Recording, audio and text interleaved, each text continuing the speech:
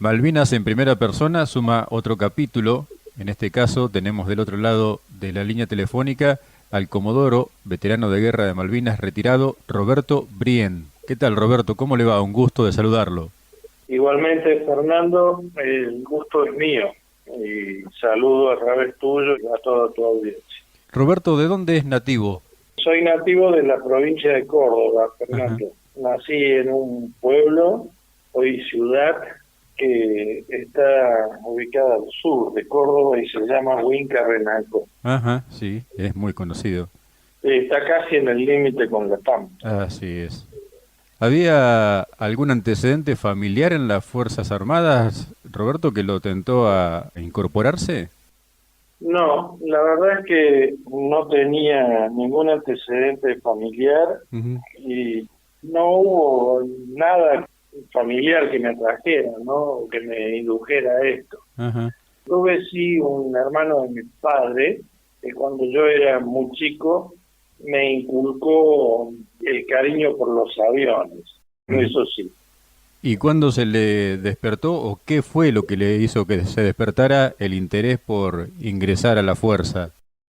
Como te dije, desde bastante chico, debo haber tenido 7 u 8 años de edad, empezaron a gustarme los aviones. En aquella época aquí en Córdoba la industria aeronáutica era pujante, Ajá. no era DINFIA, era una fábrica militar de aviones y todo lo que la rodeaba, y se hacían unas exposiciones anuales, se hacían en el centro de la ciudad de Córdoba y se ponían en exhibición todos los aviones que en aquella época se fabricaban aquí en Córdoba. Claro. Y bueno, a medida que fue pasando el tiempo, yo iba al colegio y a la tarde me pasaba horas en la terraza de la casa de mis padres viendo sobrevolar el cielo de Córdoba a aviones de la Escuela de Aviación Militar. Ajá. Y bueno, se fue formando. Yo no puedo decir que haya sido vocación, sino ganas, Claro. ganas de ser piloto, y después se dio la circunstancia que pude ingresar a la escuela de aviación. Y la decisión, definitivamente, ¿a qué edad llegó? ¿Cuándo se produce el ingreso a la Escuela de Aviación Militar? Mira, la decisión de intentar Sí, ingresar en la Fuerza Aérea se produjo entre los años 60 y 61. Yo todavía iba al colegio secundario ajá. y conocí a un muchacho que se alojaba cerca de la casa de mi padre, que era cadete, Mm. y empecé a pensar en que sería una buena posibilidad. Le comenté eso a mi padre. Yo ingresaba a tercer año del comercial Ajá. y mi padre me apoyó desde un primer momento. Y bueno, hablamos mucho en aquella época y él me decía que yo tenía que esforzarme mucho en ese año lectivo, que fue en el año 61, para no llevarme ninguna asignatura pendiente, porque si no, no iba a poder rendir el examen de ingreso. Claro. Bueno, ese año realmente me esmeré y además mi padre me ayudó mandándome a una academia para prepararme para rendir el examen de ingreso a la escuela de aviación, cosa Ujú. que ocurrió a principios del año 1962, enero del 62. Bien.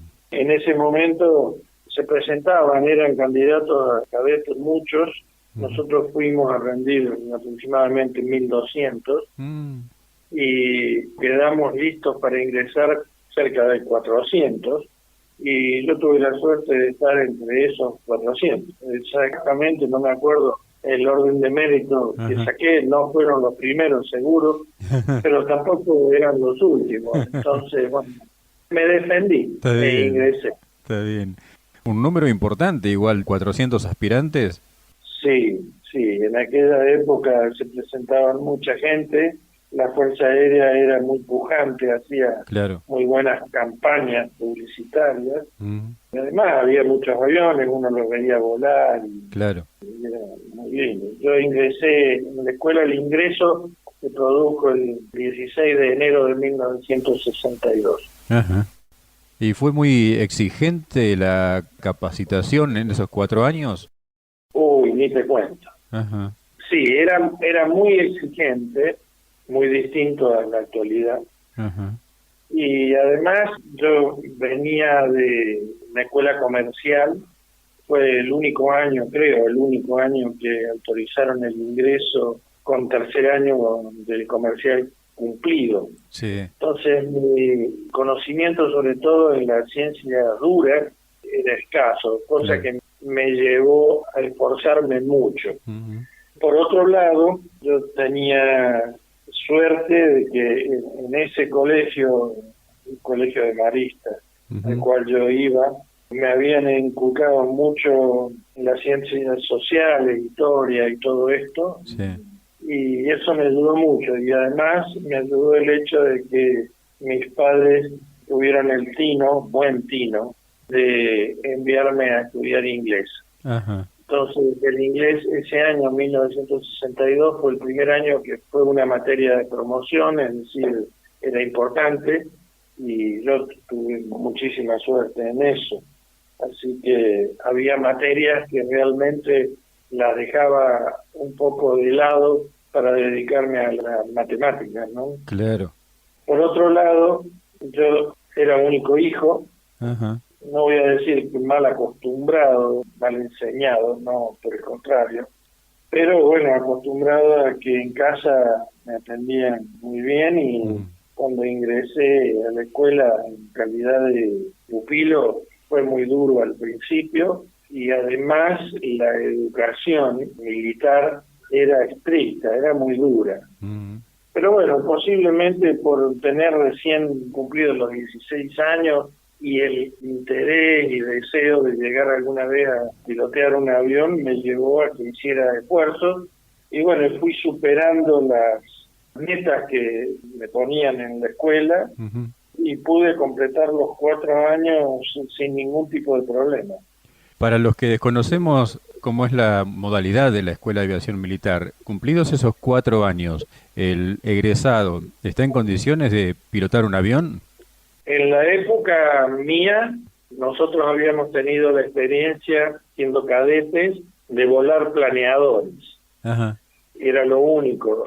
Los aviones los veíamos de lejos, sentíamos los ruidos Sí. y alguna vez, sobre todo en cuarto año, los instructores que teníamos, que eran pilotos, nos llevaban a volar. Ajá. Pero no, el curso de aviador militar en aquella época se hacía de oficial, de alférez. Claro, sería un posgrado, una cosa así. Sí, era el primer grado de oficial Sí, sí. y era como una especialización, así Claro, como se hacía el curso de aviador militar, se hacía el curso de artillería antiaérea, claro, de fotografía, había claro, diferentes especialidades, ¿no? claro. En el caso de los guardiamarinas, cuando egresan de la escuela naval, el viaje de la fragata Libertad, digamos, es una materia más, una última instancia previa al egreso. Para los alféreces, ¿hay algo así también, o había en ese entonces algo así en la Fuerza Aérea? Ya como oficial no, Ajá. pero sí teníamos dentro de la currícula en cuarto año un viaje final de instrucción Ajá. que se hacía todos los años. Y nosotros teníamos previsto hacer un viaje final de instrucción a los Estados Unidos partiendo de la escuela el 1 de noviembre. Ujú.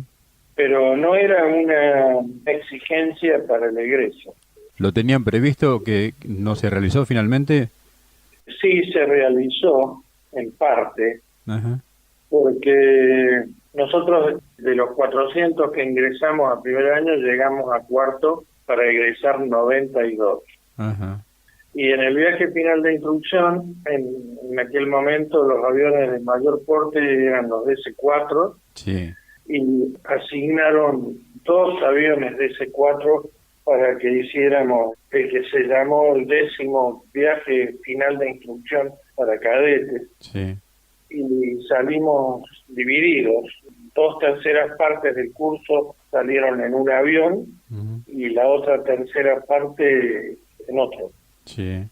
A mí me tocó la suerte de ir en ese primer tercio, digamos, ya que los 2 tercios siguientes, 53 cadetes en total, desaparecieron porque el avión desapareció en un vuelo que se hacía desde Panamá a la Ciudad de México con escala en El Salvador. Ajá. Y con ese avión desaparecieron 64 personas, 53 cadetes y el resto entre tripulación y oficiales. Qué bárbaro. ¿Y a qué se debió? ¿Fue un accidente, algún derribo? ¿Se sabe qué fue lo que pasó? Sí, se tiene una idea de lo que pasó, pero nunca se encontró nada, Ajá. Fernando. Ajá. Si yo te digo la matrícula del avión, es posible que te resulte familiar. Ajá. TC-48 se llamaba el avión, Ahora sí. y el avión se declaró en emergencia 45 minutos después del despegue de Panamá. Ajá. Declaró que tenía fuego en un motor, en el motor número 13, es decir, el motor interno derecho, del plano derecho. Estuvo volando, de que también es incierto porque las comunicaciones fueron bastante pobres, Ujú. pero estuvo volando unos minutos más.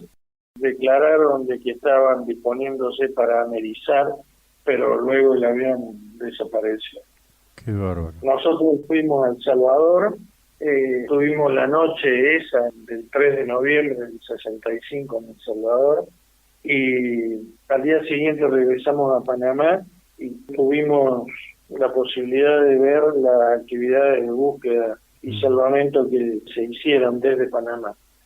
En aquella época la zona del canal estaba bajo dominio americano y los norteamericanos tenían en la zona del canal un centro de búsqueda y salvamento que era el mayor del mundo, el más grande del mundo. O sea que si había algún lugar en donde tener una emergencia, ese era el lugar. Y bueno, ellos buscaron durante 15, 20 días. Nosotros tuvimos oportunidad de ver algunas de las cosas que se extrayeron del mar, Ajá. que fueron chalecos, algunas valijas, ropa, una puerta de madera que se dijo que era interna del avión, un tubo de oxígeno y algunas otras cosas. Por eso la idea que nosotros tenemos, ya hablo de nosotros, mis compañeros, ¿no? Sí, sí. Y puedo decirte que la Fuerza Aérea también. Ujú. La idea que tiene es que el avión cayó al mar. Claro. Sin embargo, hay otra tesis que la sostienen familiares, sobre todo de los tripulantes del avión, Ujú. de que el avión cayó en tierra. Y bueno, se han intentado búsquedas en tierra, sobre todo en la selva de Costa Rica, cerca Ajá. de un aeródromo, una ciudad que se llama Puerto Limón, pero nunca encontraron nada. Y ahora, desde hace 4 o 5 años, ya disponiendo de algunos elementos mucho más avanzados de búsqueda Claro. en el mar, se está haciendo búsqueda en el mar en una zona de Panamá, próxima a un lugar que se llama Boca del Toro, Ajá. que yo tuve oportunidad de visitar hace 3 o 4 años. Con mi esposa hicimos un viaje como recuerdo, como homenaje a ella, ¿no? Sí, sí. Qué bárbaro. Qué situación para el momento final de la carrera en la escuela, ¿no? La pérdida de tantos camaradas de promoción. Y sí, Fernando, fue una situación muy fea para terminar una época muy particular, Claro. cuando vos estás logrando algo importante en tu vida profesional. Seguro. Y después ese hecho, a la promoción 31, que es la mía, Sí. nos marcó, realmente nos marcó, y bueno, sirvió para que fuéramos muy unidos durante todo este tiempo que llevamos. Ujú. No quedamos muchos, quedamos en aquel momento 37. Hubo uno que no fue al viaje, que tenía que ir en el TC-48, y no fue porque tuvo un problema con una asignatura. Ajá. Y bueno, para que pudiera rendir y egresar cuando nosotros volviéramos, él se quedó. Él egresó con nosotros Sí. y lamentablemente 2 años más tarde falleció por un aneurisma, por un tumor en la cabeza.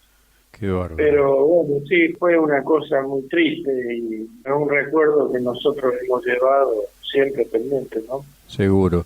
Roberto, nos encaminamos en la historia entonces, tras ese viaje, el egreso posterior de la Escuela de Aviación Militar, ¿qué destino tuvo? ¿Cómo encaminó su historia para ser piloto?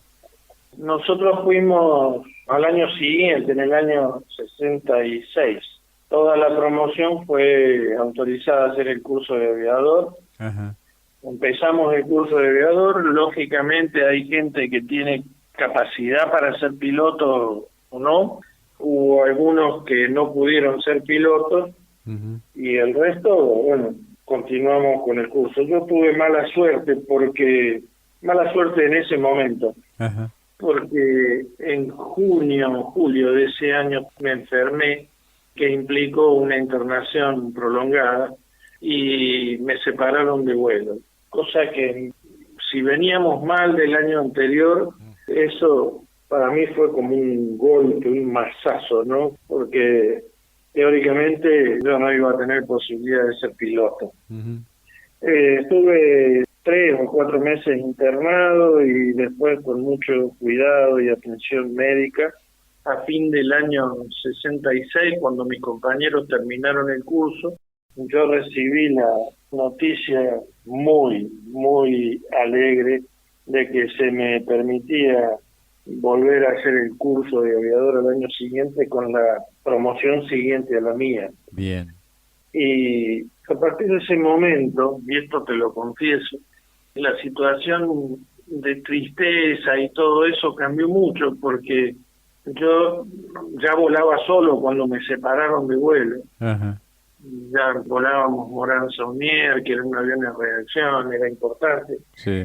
Y claro, cuando empecé el curso de aviador con la segunda promoción, con la otra promoción, la diferencia era muy grande porque el instructor que me tocó no tenía que enseñarme a volar, cosa Claro, que el fue muy bueno. claro. Yo prácticamente había terminado el curso teórico, ya Ujú. lo tenía aprobado, y bueno, al hacerlo de nuevo me benefició mucho, saqué todos los premios ese año, menos el de brevet de oro, que eso lo tiene uno por promoción y mi promoción ya lo tenía. Ajá.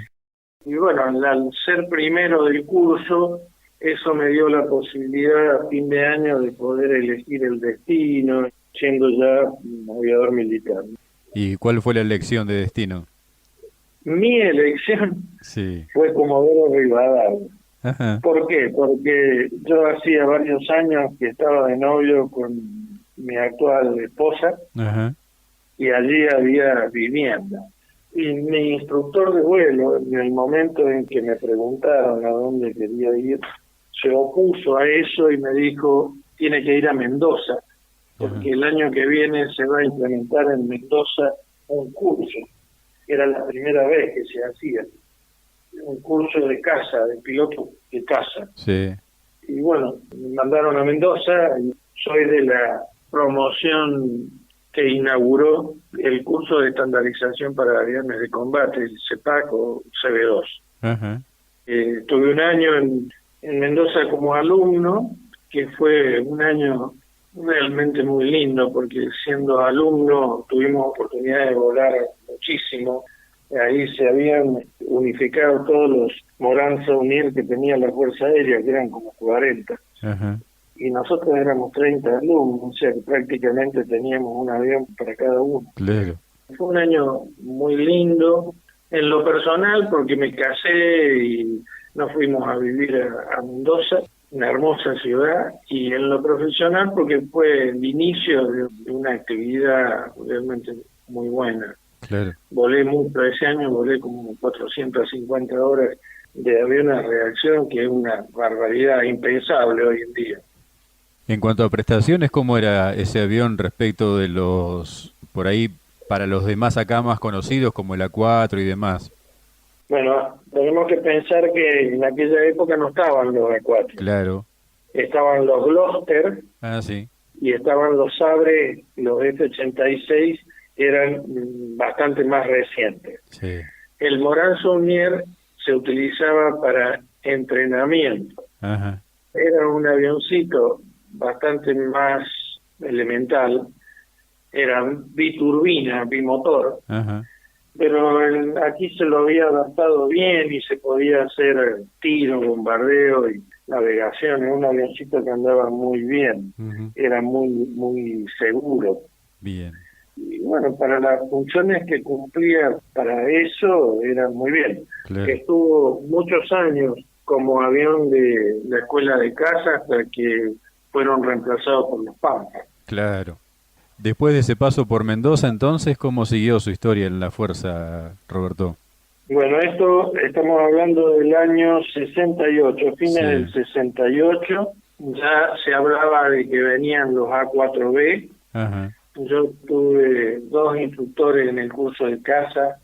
Uno había ido a Estados Unidos a seleccionar y volar a 4D, ujú, y este hombre muy querido me inculcaba que yo tenía que ir a Reynolds.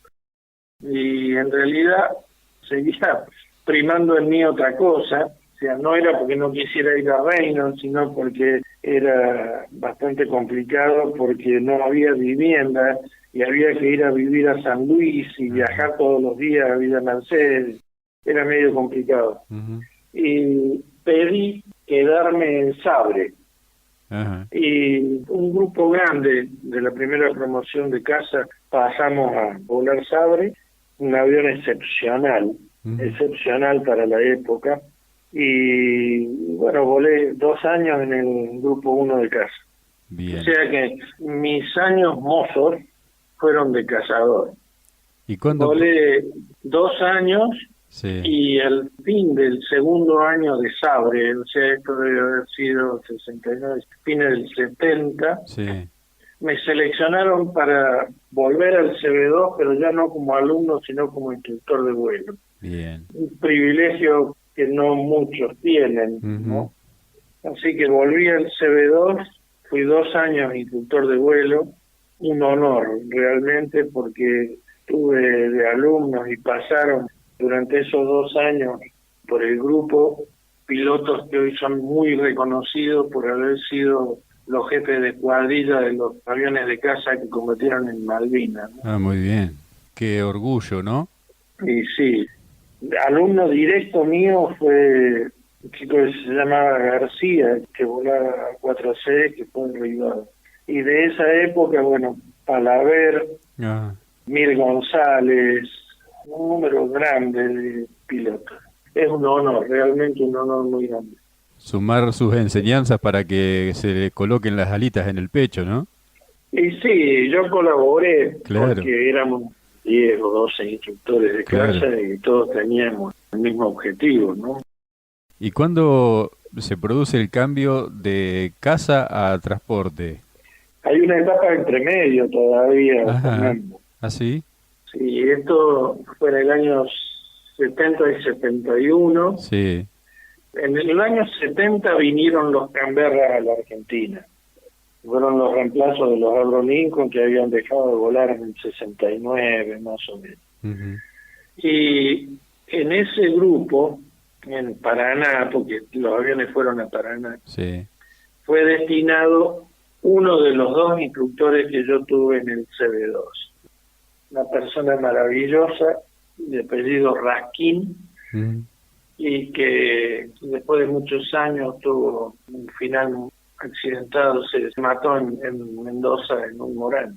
ajá, Él fue destinado a Paraná y por su experiencia fue seleccionado como instructor de vuelo de Canberra. bien, Y el grupo de Canberra, cuando estuvo en Inglaterra y después ya en Paraná, ellos planificaron muy bien la proyección que iba a tener ese grupo en los años, ¿no? Y este instructor de vuelo, este oficial que era en aquella época era capitán, yo era primer teniente, sí, él sabía que iba a estar 2 años de instructor de vuelo y le pidieron que elija a un reemplazante.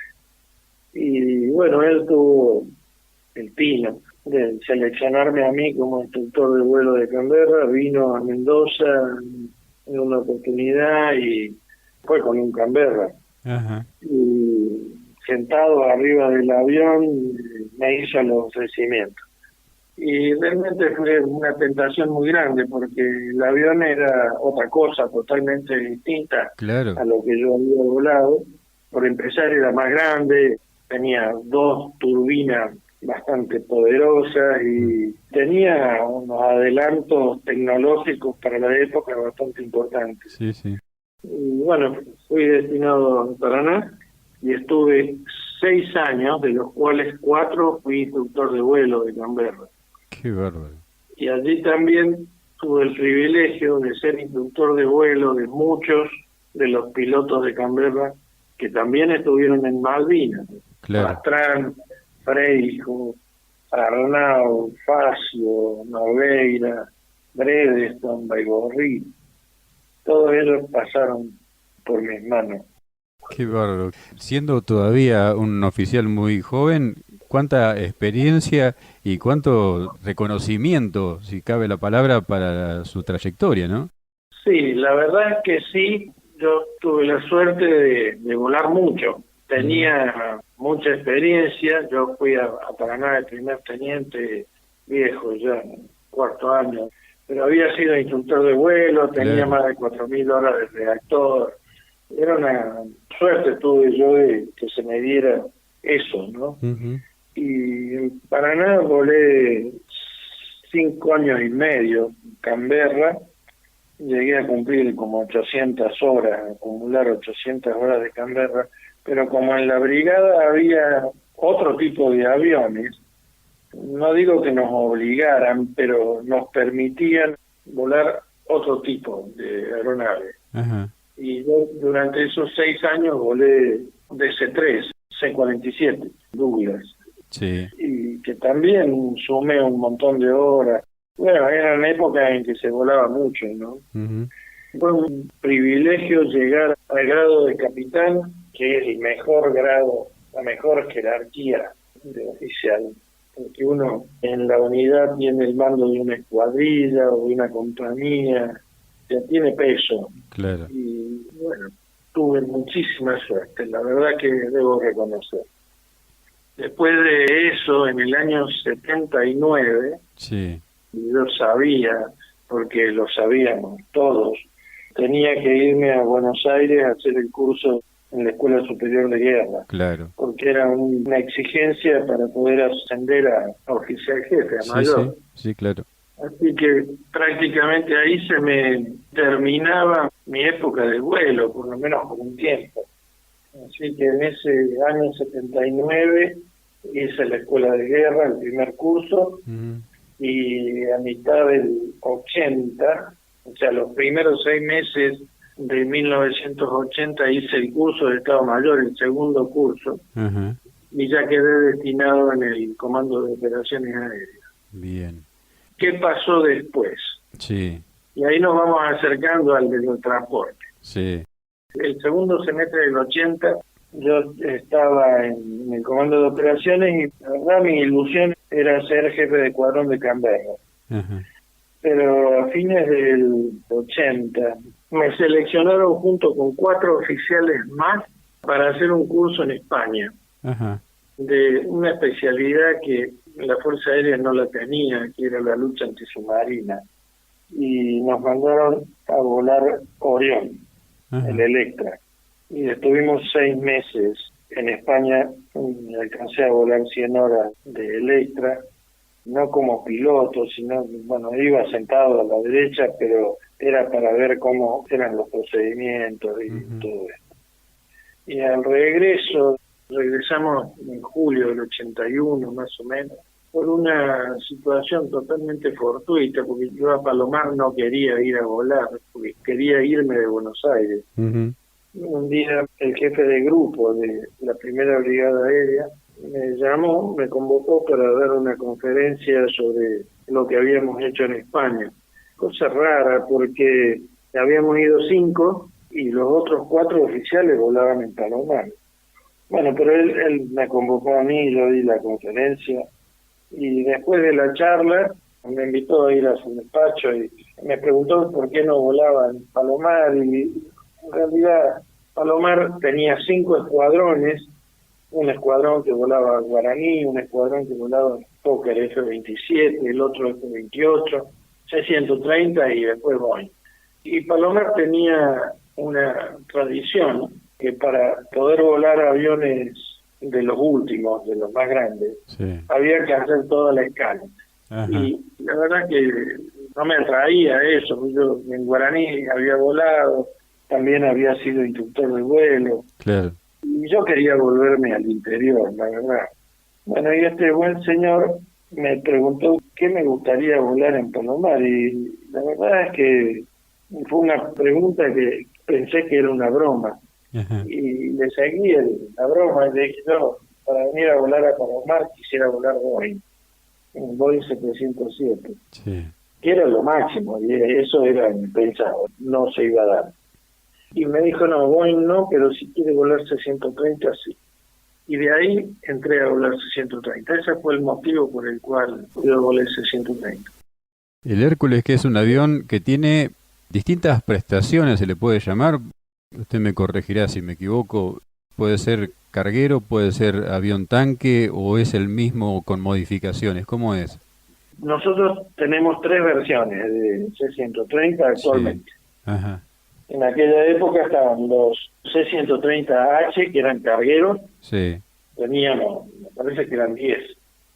Después vinieron los KC-130, que son los reabastecedores, Ajá.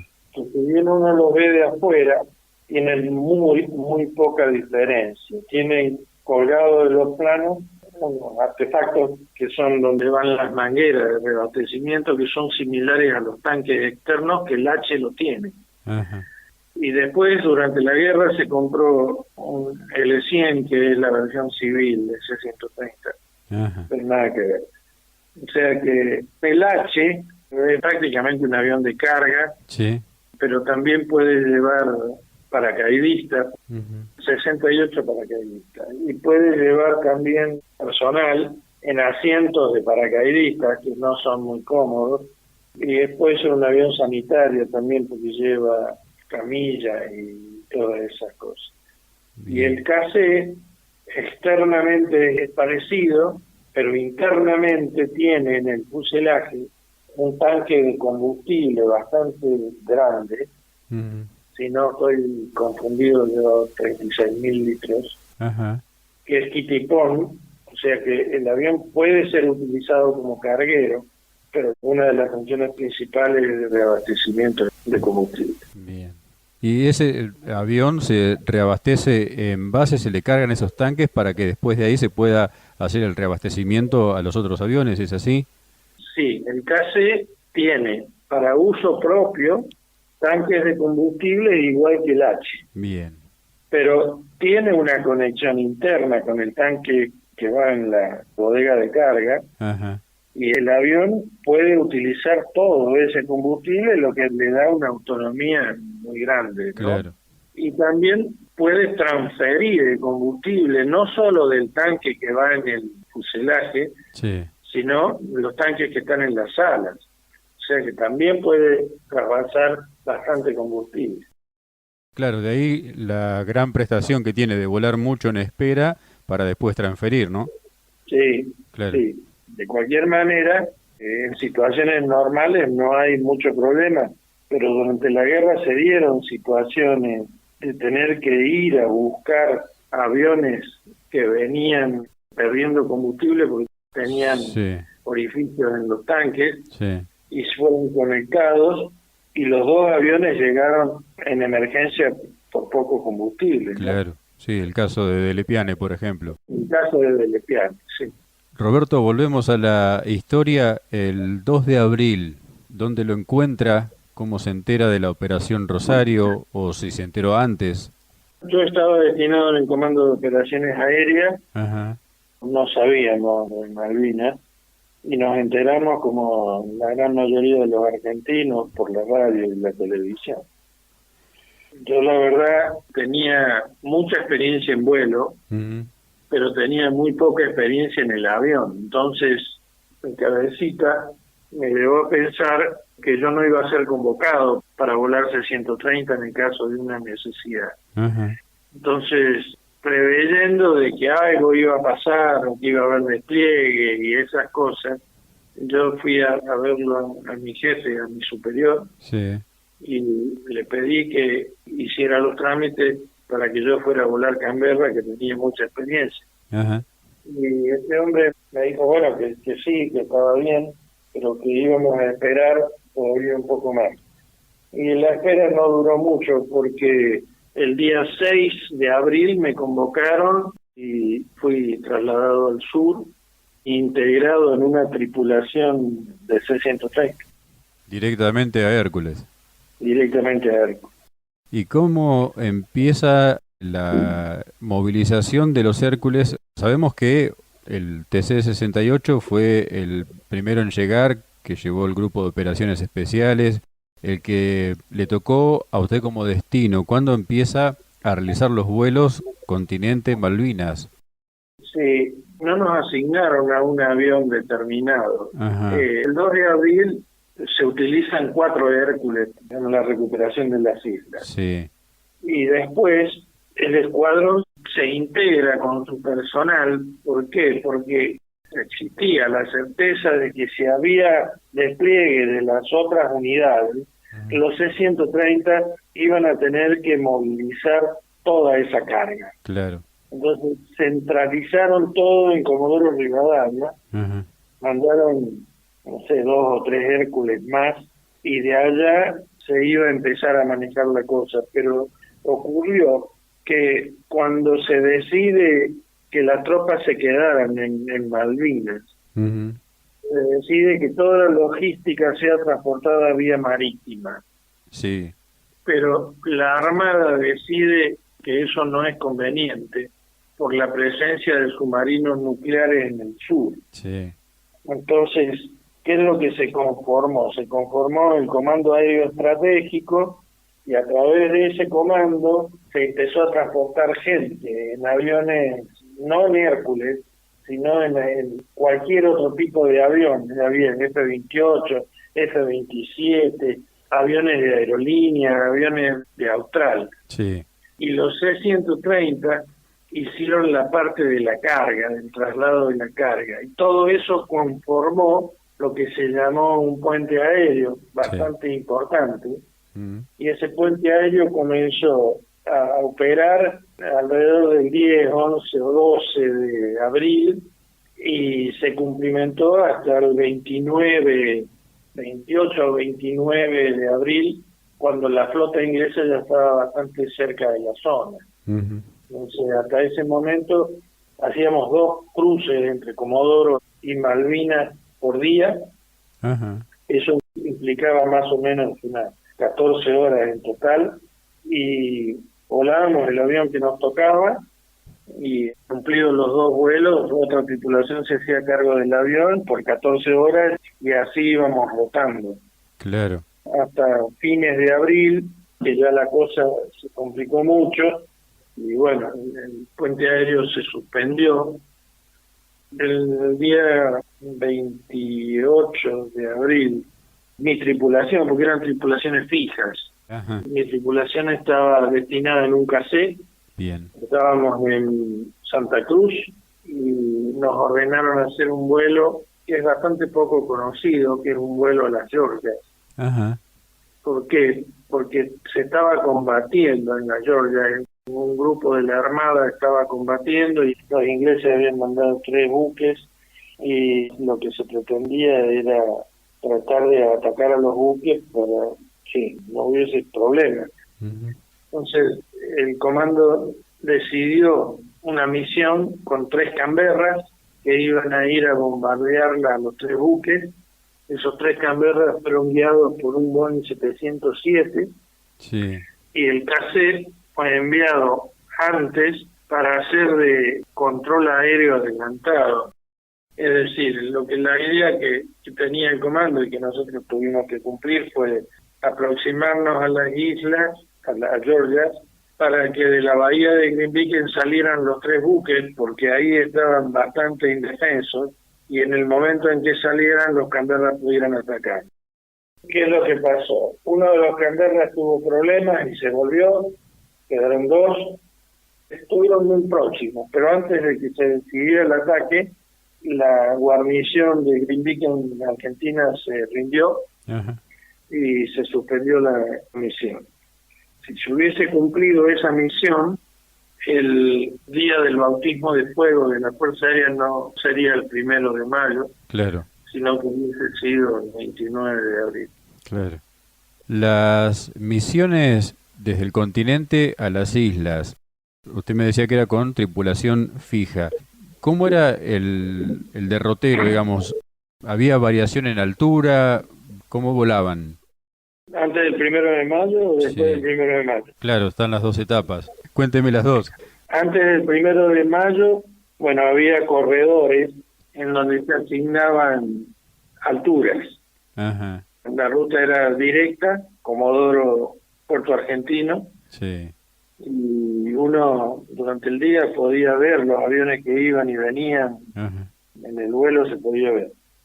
A partir del 1 de mayo la cosa cambió porque, claro, la flota estaba muy cerca y eso era extremadamente peligroso. claro, Entonces, ¿qué se hizo?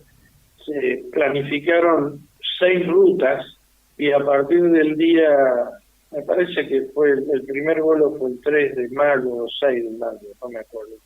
El primer avión que rompe el cerco impuesto por los ingleses, sí, y ya el puente aéreo no era tal, sino que eran vuelos individuales y eran de noche, que son los famosos vuelos que se conocen, se hacían a 15 metros de la superficie del mar, sí, solos.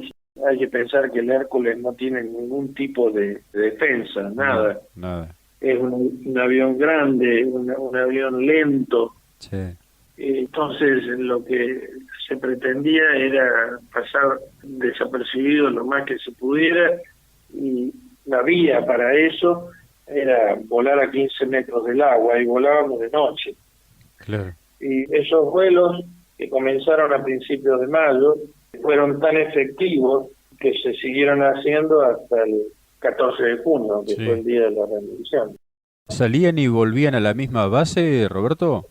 Los cargueros sí, Ajá, salíamos de Comodoro. Te repito que había 6 rutas, sí, en donde en el briefing anterior al vuelo, inteligencia nos decía, nos recomendaba una ruta, pero que en definitiva después la tripulación elegía la que más a gusto se sintiera. sí, Y sí, se iba a la isla y se volvía a Comodoro porque ahí estaba toda la carga que había que transportar. claro. ¿Cómo era aterrizar en Malvinas? ¿No era una pista de dimensiones importantes para el Hércules? ¿Cómo era el aterrizaje? La pista en sí no era una pista peligrosa, era una pista normal. El Ajá, Hércules está preparado para aterrizar en pistas no preparadas, justamente. ajá, Esa era una pista de cemento, de asfalto, bastante buena, ajá, y no era muy corta, era buena, la pista era buena. Y ajá, además, durante el puente aéreo fuimos muchas veces, entonces teníamos conocimiento de la pista y de los alrededores, la referencia que podíamos tomar y todo eso. Lo que pasa es que después se complicó más porque el 1 de mayo, en el bombardeo que le hicieron a la pista, le pegaron con una bomba de 1000 libras en un costado de la pista que afectó más o menos la mitad longitudinal de la pista. ajá, Entonces, la operación no era normal, en realidad no era normal, porque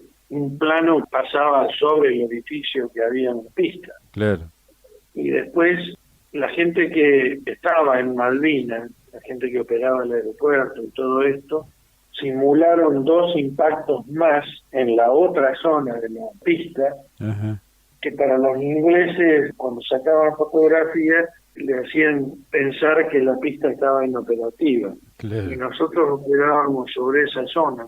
claro, El tema del aterrizaje no era el problema, el tema era ir y volver. claro, ¿Por qué? Porque eran, no sé, 3 horas o 2 horas y pico metidos en una situación de estrés bastante importante, ujú, volando muy bajo y sabiendo de que podíamos encontrarnos con buques.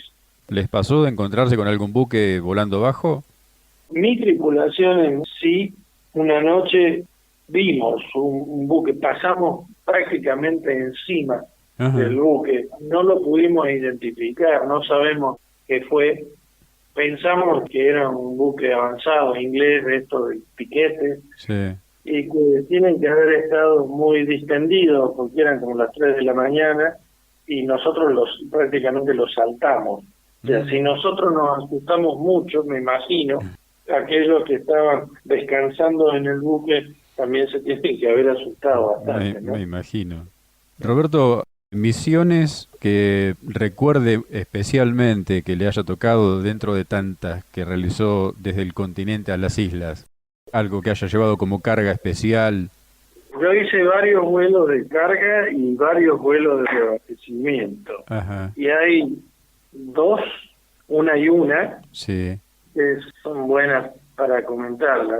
O sea, mi tripulación tuvo la tarea de llevar todo el equipo que los oficiales de la Armada armaron con los misiles superficie que sacaron de las fragatas y los montaron sobre un acoplado y después lo lanzaron desde Puerto Argentino. Sí.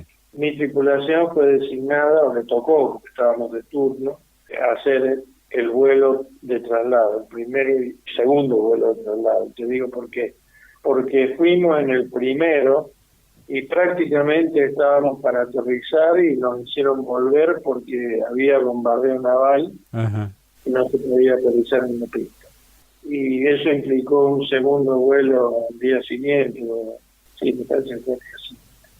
Y eso era lo que más nos preocupaba a las tripulaciones de Hércules, porque éramos 14 tripulaciones. Sí. Y había una lista que estaba en el centro de operaciones, en donde estaban las 14 tripulaciones. Y la tripulación que estaba arriba de la lista Sí. era la que estaba designada para hacer el siguiente vuelo. Sí. Si esa tripulación iba y aterrizaba en Malvinas, cumplía la tarea y volvía, automáticamente pasaba a la cola de esa lista. Bien. Pero si no podía ir o no podía aterrizar por algún motivo, es decir, que no cumplía la tarea, no por voluntad propia, sino por cualquier circunstancia que ocurriera, como en el caso nuestro, al regresar quedaba esa tripulación en el puesto número 1, cosa que nos pasó y tuvimos que volver a ir. Prácticamente sin descanso. Sí, porque el bombardeo no era constante, iban y Claro. bombardeaban 2 o 3 horas, después se iban. Sí, sí.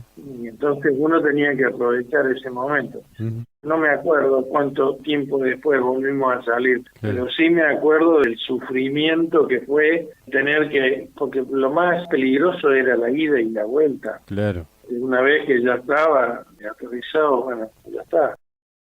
Y en el KC Sí. tuve la suerte de que mi tripulación estuviera de turno el 30 de mayo cuando se hizo el ataque al Invencible, es decir, que yo Ah. fui en uno de los dos abastecedores. Qué situación particular de la historia, ¿no? Sí, esa es una misión realmente interesante, fue una misión muy interesante y la verdad que me gustaría, antes de irme de este mundo, que alguien me comentara qué es lo que pasó realmente. Yo tengo una idea y la defiendo firmemente, ¿no? Yo creo que al Invencible se le pegó, Ujú. se lo atacó y se lo adherió, pero los ingleses no reconocen ni la misión ni los efectos. Claro. Yo creo que fue una misión muy bien planificada, Sí. es reconocida incluso, no por los ingleses, pero por otras fuerzas, Sí. como una misión no suicida, pero sí una misión muy arriesgada Ujú. y muy bien pensada porque el ataque se produce de una dirección que nadie lo esperaba. Claro. Y realizando el ataque en conjunto, las dos fuerzas, tanto la Armada como la Fuerza Aérea, que también fue algo que fue muy reconocido oportunamente, ¿no? Sí, en realidad la operación con la Armada en forma conjunta se produjo desde el principio, después del 1 de mayo, Ujú. cuando se empiezan a producir los ataques y la Armada afecta los A4Q y los Sí, Superestendard, sí, en todos los casos la Fuerza Aérea le brindó combustible, claro. ya que ya teníamos la experiencia de haber reabastecido a él. Lo que ocurre es que acá fue una cosa muy especial. Ujú. Nosotros prácticamente no sabíamos quiénes eran los que fueron, lo supimos después. Sí, A los marinos los conocí 2 años más tarde. ajá, De los 4 de Fuerza Aérea sí, porque si bien eran más modernos que yo, nos conocíamos, ¿no? claro. Qué misión tremenda, ¿eh? Como argentinos da cierto resquemor que los británicos no la reconozcan, imagino, como integrante de la fuerza y como integrante de la misión todavía, ¿no? Sí, hay que pensar que los ingleses son actores de todas las guerras del mundo Claro, y saben cómo actuar, son expertos en inteligencia, expertos en ocultar las cosas y todo esto, sí. ¿no? Y ellos están regidos por un régimen, se llama régimen de secreto militar, Ujú. y no pueden hablar. Y ese régimen de secreto militar está específicamente hecho para que cuando se sepan las cosas que afectaron a Inglaterra durante una guerra, Ujú. los actores ya no estén más. Claro, Entonces, en el caso de Malvinas, hubo 3 niveles del secreto militar. El primero fue 25 años de ujú. ocultamiento, cosa que ellos desclasificaron cierta información a los 25 años, que a nosotros no nos dijo nada, porque ya lo que se dio a conocer ya lo conocían. Claro. El segundo fue a los 30 años, que tampoco nos dijo nada, pero Ujú. el tema del ataque al Invencible está encuadrado dentro de los 90 años. Sí, 90 años de los que tuvimos en Malvinas no hubo ninguno. claro, seguro. Roberto, ¿cómo era el momento del reabastecimiento visto desde el Hércules? A nosotros nos han contado los pilotos de caza cómo era para ellos. ¿Cómo lo vivían ustedes desde el KC? Mira, era una operación, no te voy a decir normal, porque en aquella época el abastecimiento, los americanos, que eran los que hicieron la doctrina Ujú. de la utilización del C-130, lo tenían catalogado como una operación de emergencia. Ajá, Pero para nosotros fue natural. Y bueno, todo empezaba con recibir la orden de operaciones, que era un papel que nos daba una información sí, y que nos llevaba a volar a un punto determinado y de actuar como una estación de servicio volante en donde venían claro, a servirse de combustible en lugar de autos o aviones. claro. Era bastante normal, había que mantener silencio de radio y todas Ujú. estas cosas. En realidad la operación para los pilotos no era muy distinta a un vuelo normal, porque el manejo de todo el traspaso del combustible lo hace el ingeniero del vuelo, el Claro, mecánico. claro. No lo hace el piloto. El piloto lo que hace es mantiene el rumbo y mantiene la velocidad y nada más. Los pilotos de caza nos han contado que para ellos, por esta situación especialmente del reabastecimiento, por ejemplo, los comandantes de los Hércules para ellos eran como sus padres. Ustedes eran como sus padres para los pilotos de caza. ¿Se lo comentaron alguna vez? ¿Se lo han dicho? ¿Ustedes lo vivían con esa intensidad también? Y sí, pensá una cosa, ya te conté que Sí, yo fui cazador. sí. Y en aquella época, antes de la guerra, había cierta pica entre los cazadores, los bombarderos, los transporteros. Ajá, ¿Por qué? Porque cada uno tenía un punto de vista muy particular de lo que hacía y los transporteros no se preparaban para una guerra. En realidad, el ajá, vuelo de transporte es un vuelo normal y está bien, se hacían lanzamientos de paracaidistas, sí, se hacían lanzamientos de carga y todas esas cosas, pero el cazador lo tomaba como que era estos tipos. ujú, Y claro, durante la guerra se fueron limando ciertas asperezas y bueno, después se dieron hechos que fueron realmente importantes, no solo para los aviadores de caza, sí, que sabían de que no los íbamos a dejar, y de mm, hecho eso ocurrió, sí, y también fue para nosotros por el hecho de decir, yo te voy a salvar. Yo me acuerdo, y esto no lo comento mucho, pero me acuerdo una noche que había habido una cantidad de derribos de aviones de caza importante y la gente en San Julián estaba muy nerviosa y achacaba a que los pilotos de casé eran los que alertaban a los radares porque hablaban mucho y ellos los tomaban como que la culpa era nuestra. Bueno, esa noche Crespo, aparte de mi tripulación, nos mandó a San Julián y él fue a San Julián y claro, el clima era bastante tenso. Yo tuve oportunidad de pasar y explicar cuál era el funcionamiento del casé. Yo a los cazadores, te repito, los conocía, a los chicos, a la mayoría, a los chicos. Sí. Y mis primeras palabras fueron, si ustedes piensan que los tripulantes del casé son los que alertan al enemigo para que los derriben a ustedes piensen que nosotros, que vamos bastante cerca de la zona donde se combaten, no tenemos ningún tipo de defensa y no nos podemos ocultar. Claro. Entonces, no es cierto de que uno hable y esas cosas, porque arriba del avión nosotros no hablábamos. Era bastante complicada la situación y bueno, quedó bastante aclarado después de esa situación y después, bueno, se dio lo de este chico de Lepiane. De Lepiane y hubo otro más, un piloto de apellido Sánchez, incluso Isaac también tuvo algo parecido. Terminada la guerra hubo un reconocimiento mutuo entre todos, porque realmente los pilotos, sin importar de qué tipo de avión, los pilotos cumplieron tareas que yo digo que fueron muy buenas y son reconocidas en el mundo, ¿no? Sí, sí, sin dudas. Lo he escuchado varias veces decir mi tripulación, Roberto. ¿Cómo estaba compuesta su tripulación? ¿Quién era su gente? Bueno, vamos a partir del hecho de que yo fui durante toda la guerra segundo piloto, ¿no? Bien. Yo no tenía experiencia en el avión como para ser comandante de aeronave. Entonces, desde un principio tuve un comandante de aeronave que inicialmente fue un mayor que era 2 años más antiguo que yo, se llama Bolsi, que volamos prácticamente todo el puente aéreo en el mes de abril. Después él se enfermó y lo evacuaron a Buenos Aires. Después cuando volvió, ya no volvió a integrar mi tripulación. Lo reemplazó un capitán que había estado en la escuela de aviación. Bueno, con Bolsi yo estuve, pero Zen fue cadete de mi pelotón en la escuela de aviación, un chico muy bueno que murió hace poco.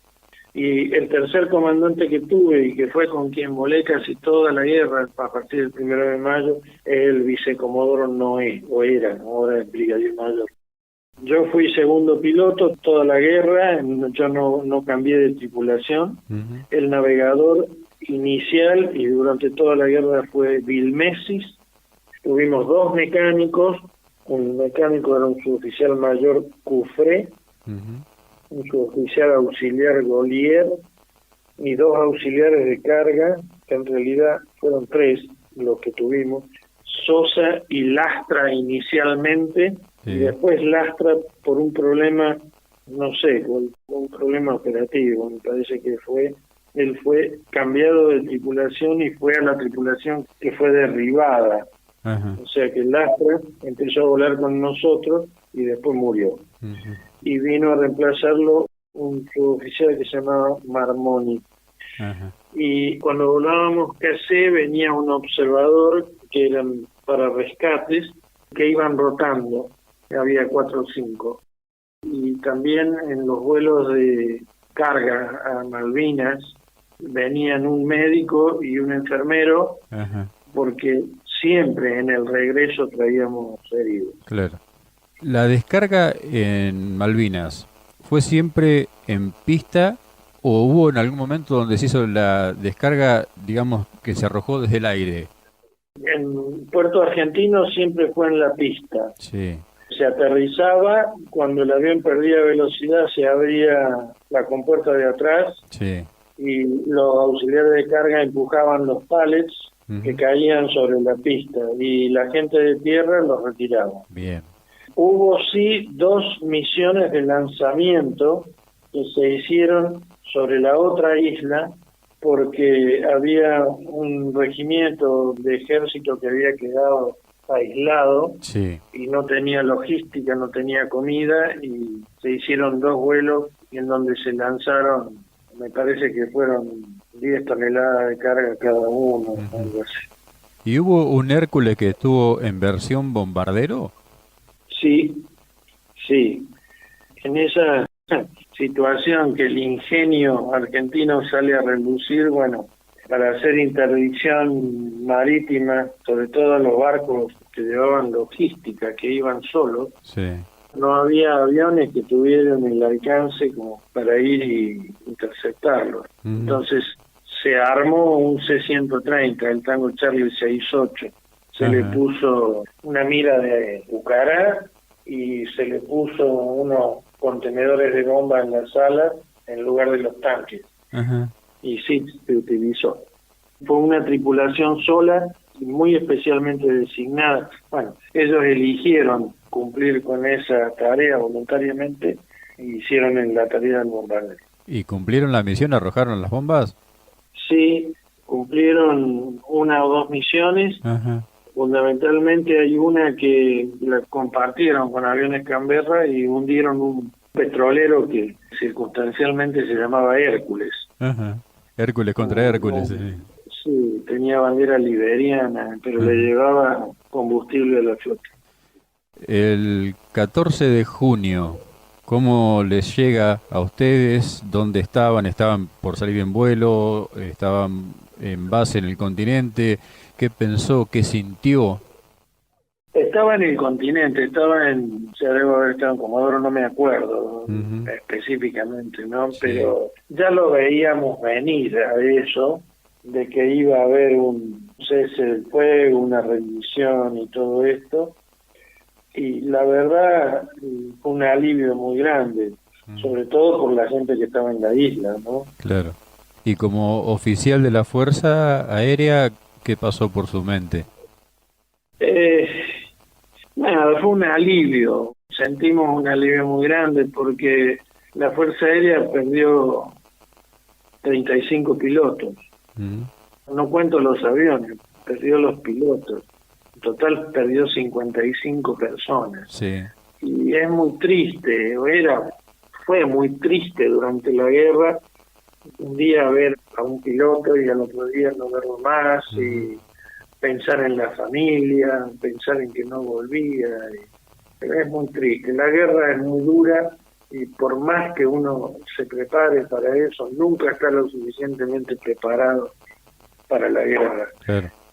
Hablando de la familia, ¿cuándo fue su vuelta a casa y cómo fue el reencuentro con la familia? Bueno, yo tuve oportunidad durante la guerra de volver 2 veces a casa, Ajá. 2 o 3 días. La primera nos tomó haciendo una mudanza de un departamento a otro, ya que esos 3 días estuve ocupado.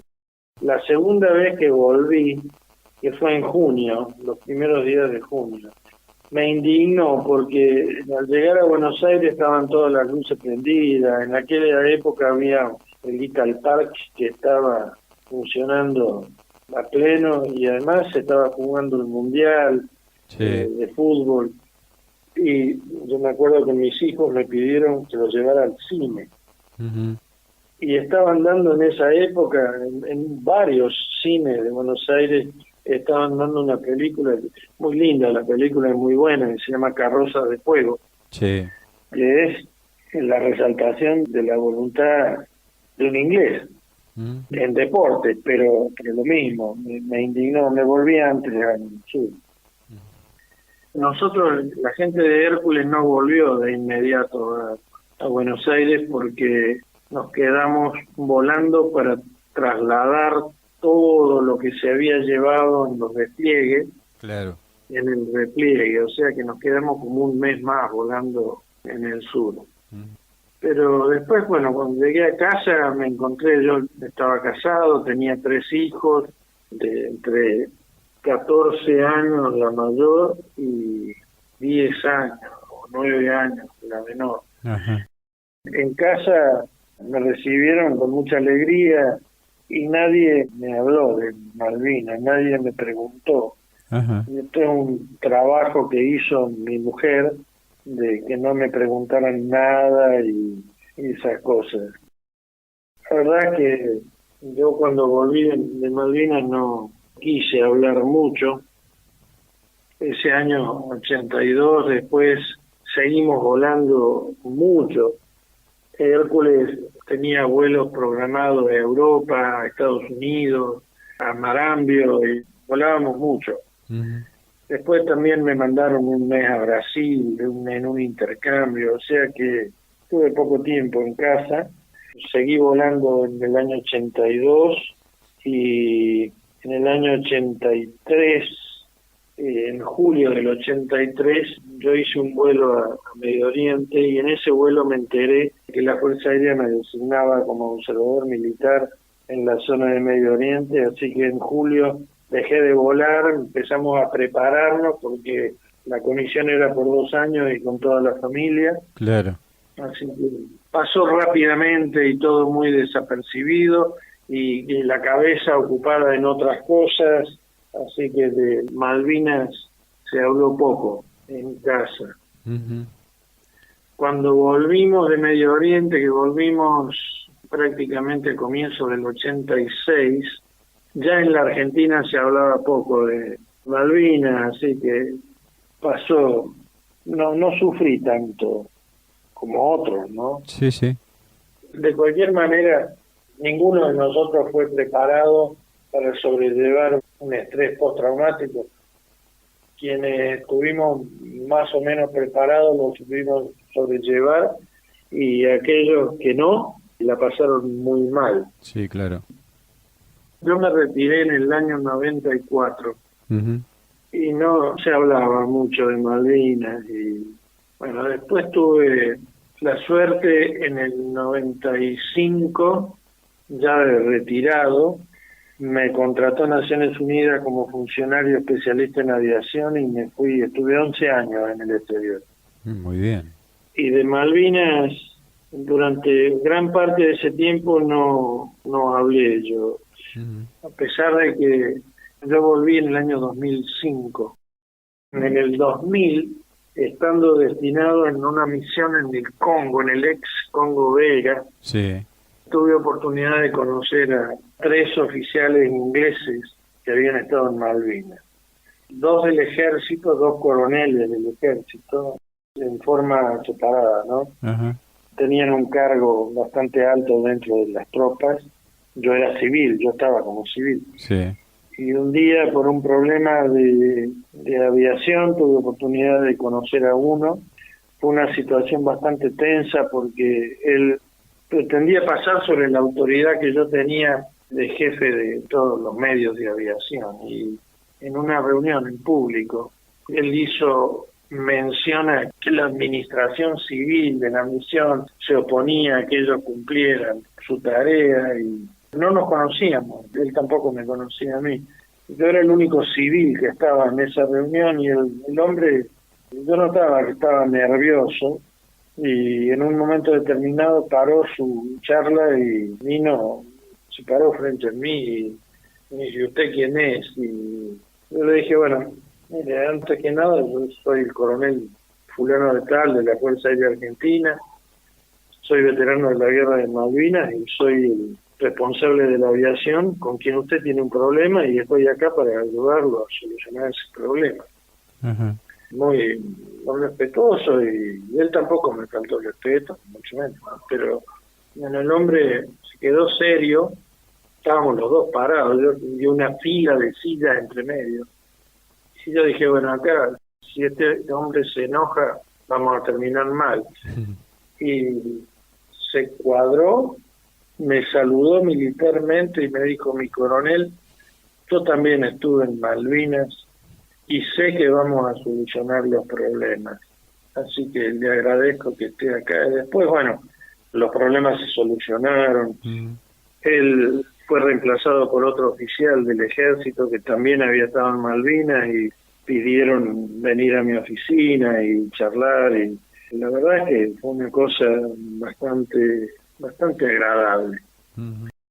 Y al poco tiempo yo vivía en la misma casa con un peruano que le gustaba mucho hablar de la guerra de Malvinas, y de noche, después de la cena, nos quedábamos mucho hablando, y un día me dijo: yo conozco a un piloto de C-130 que estuvo en Malvinas. Ajá.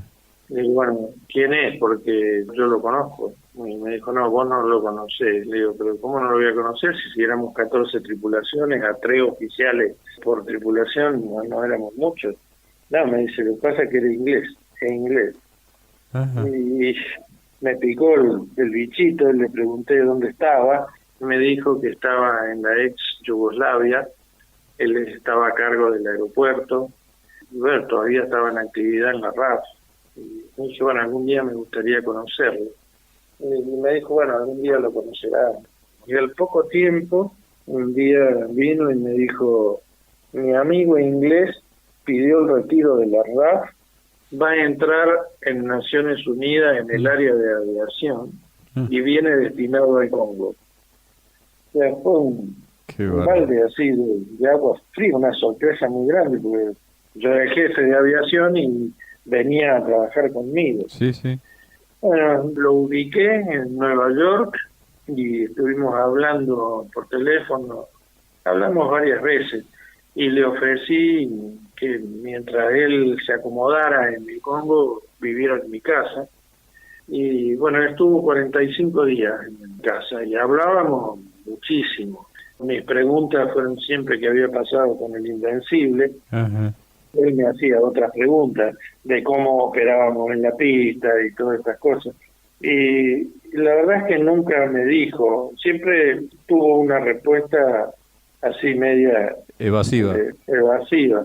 Primero me dijo que él era de la Fuerza Aérea y no de la Armada, y que Sí. la Armada, bueno, en todo de una manera. Mm. Y después, un día me dijo: mira, vos debes saber de que no puedo hablar de ciertas cosas. Y la verdad que yo lo comprendí, por más que le insistía Mm. siempre, pero nunca me dijo nada. La verdad es que nunca me dijo nada. Claro. En el 2012 yo ya me había retirado de Naciones Unidas. Yo me retiré de Naciones Unidas en 2005. Él del Congo se fue a Sudán, y cuando se retiró de Naciones Unidas, un día me llamó por teléfono y me dijo: quiero ir a visitarte a la Argentina. Ujú. Y vino. Él había estado destinado 2 veces en Malvinas después de la guerra, y vino a Córdoba, estuvo acá en mi casa una semana. Ajá. Tenemos muy buena relación, hemos hablado muchísimo.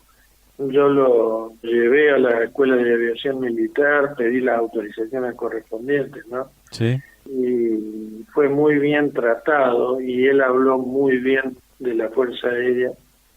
Y bueno, un día antes de irse me dijo que del Invencible no quería hablar más, Ajá. pero que él no iba a decir ni que sí ni que no, pero que prefería que siguiésemos manteniendo la amistad y esas cosas. Claro.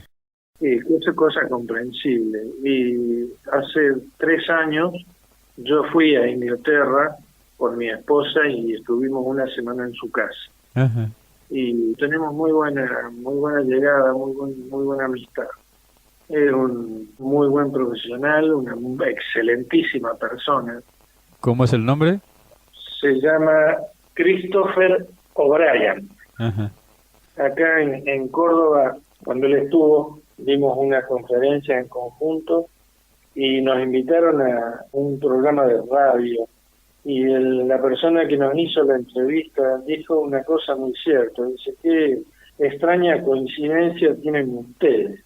Los dos son militares, los dos son aviadores, los dos volaron C-130, los dos estuvieron en Malvinas, y usted se llama O'Brien y el señor se llama Brienne. Mm. El origen de mi apellido es francés, Sí. pero el origen es irlandés, Ujú. en realidad. Y él es descendiente de irlandeses. No Claro. quiero decir que seamos parientes, Ujú. pero tenemos tal vez la misma rama de origen, ¿no? Claro. Claro, alguna deformación de apellido en el camino por ahí. Sí, sí, Roberto, y definitivamente, sí. ¿cuándo pudo empezar a contar Malvinas aquí en Argentina? Y después del 2005, Fernando, porque empecé a escuchar cosas que no eran reales. Ujú. Gente que opinaba en la radio, en la televisión, y no decía la verdad. Entonces un día dije, acá los actores de esta guerra tenemos que hablar. Había ya gente que había escrito libros y todas esas cosas, pero tenemos que hablar porque no van a pasar muchos años de que ya no estemos más y el comentario hacia las nuevas generaciones van a ser tal vez encaminados hacia otra idea, ¿no? Claro. Conocí a otro veterano, un oficial del ejército, conformamos una fundación cuyo objetivo o cuyo fin es dar conferencias, no tiene otro fin. Ajá. Brindarle la oportunidad a aquellos que no han hablado nunca y que quieran hablar, que por lo menos tener un escritorio, un escenario y un público a quien dirigirse. Ujú. Y bueno, hoy la tenemos media abandonada, pero damos conferencias. Yo personalmente me invitan de muchos lugares a dar conferencias y hablo de mi experiencia. Me preguntan mucho sobre todo lo que hemos estado hablando Sí, hoy, ¿no? sí, sí, claro. Yo soy un ferviente defensor a que el veterano tiene que hablar Ujú. y no hay que quedarse con las cosas guardadas porque Malvinas, querramos o no los argentinos, una parte de la historia contemporánea, que hay mucha gente que no sabe lo que pasó, Claro. mucha gente que quiere saber lo que pasó y que no tiene oportunidad, Ujú. entonces creo que hay que hablar. Seguro. Cordobés de Huinca Renancó, Comodoro, veterano de guerra de Malvinas retirado, Roberto Brien. Nuestra idea era que nos cuente su historia, que se sienta cómodo para contarla y que no se guarde nada. Si quedó algo que yo no le pregunté y que usted quiera contar, el micrófono íntegramente a su disposición, Roberto. Mira, yo me siento muy contento de que haya mucha gente que hoy, después de casi 40 años, tenga interés en conocer cosas de Malvinas, ¿no? Sobre todo gente joven, Mm. que me llaman muchas veces, me piden que vaya a la universidad, a colegios secundarios o a reuniones, cualquiera, que se organizan y me parece muy bien. Creo que hay que seguir en esa vía. A mí me gusta, y ya para cerrar, ¿no? Decir que las guerras, y hoy estamos viviendo en el mundo una guerra de estas increíbles, impensables. Las guerras son malas, no hay ninguna guerra buena.